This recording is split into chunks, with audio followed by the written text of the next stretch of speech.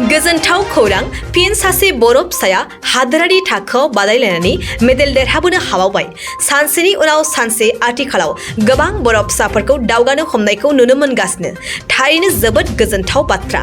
क'क्राझार जिल्लानि सिङाव थानाय दतमा आंथिहारा गामिनि सनस ब्रह्मनि फिसाजो उदांस्रि ब्रह्मआ दिनैनि समाव बर' हारिखौ गोग्गाहोनो हाबावबाय।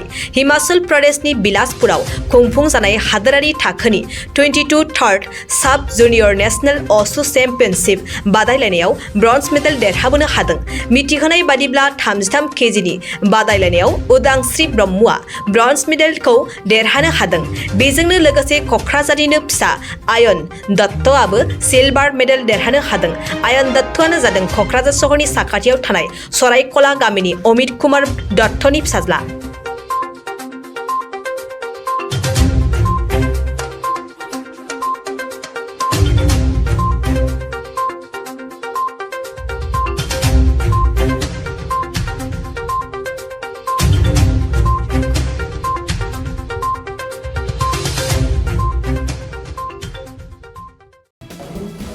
गोजोनथाव खौरां नोंथांनि रोंगौथिखौ दिन्थिनो थाखाय फैगासिनो गोदान खाबु बड'लेण्ड गट टेलेन्ट।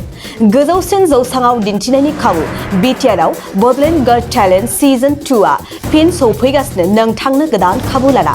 जाय जौसाङाव नोंथाङा गावनि गुनगोनां रोंगौथिखौ दिन्थिनो हागोन। जानो गोनां बड'लेण्ड गट टेलेन्ट सिजन 2निनो अडिशननि अक्ट'खौबो थि खालामनानै होखानाय जाबाय। फारि बायदियै फैगौ 25 जुलाइ दाननिफ्राय लानानै 2 आगस्त खालारसिम मख'नाय जायगाफोराव लानाय जागोन।